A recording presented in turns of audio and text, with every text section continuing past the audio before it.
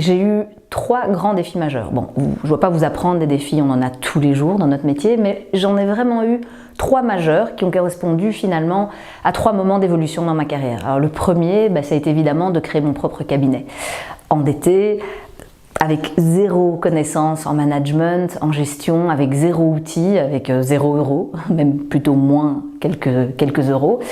Et ça a vraiment été très challengeant, comme on dit en coaching, parce que j'ai dû apprendre, j'ai dû avoir cette humilité de me dire je ne sais pas grand-chose, je vais devoir me former toute seule et je vais devoir me relever, renaître de mes cendres, parce que là pour le coup j'étais vraiment en cendres, et apprendre vraiment à construire le cabinet que je veux incarner. Mon deuxième défi, il est arrivé beaucoup plus tard, c'était le Covid. Donc là, droit de l'immigration, fermeture des frontières, égale potentiellement plus de clients.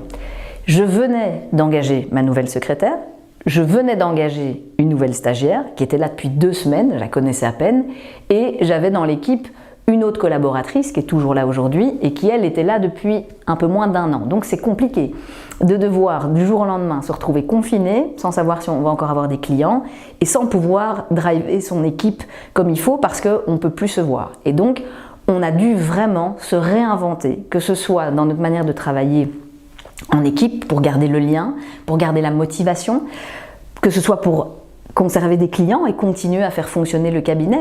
Pour moi, c'était pas une option de commencer à mettre mes collaboratrices en truc passerelle, machin.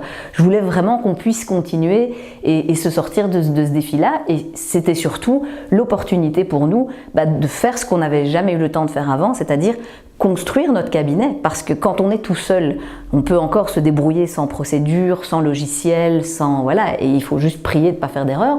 Mais quand on est une équipe, c'est impossible de ne pas avoir un minimum de cadre, des outils de gestion, de déléguer, d'apprendre à déléguer, briefer, débriefer, tout ça, on n'avait pas.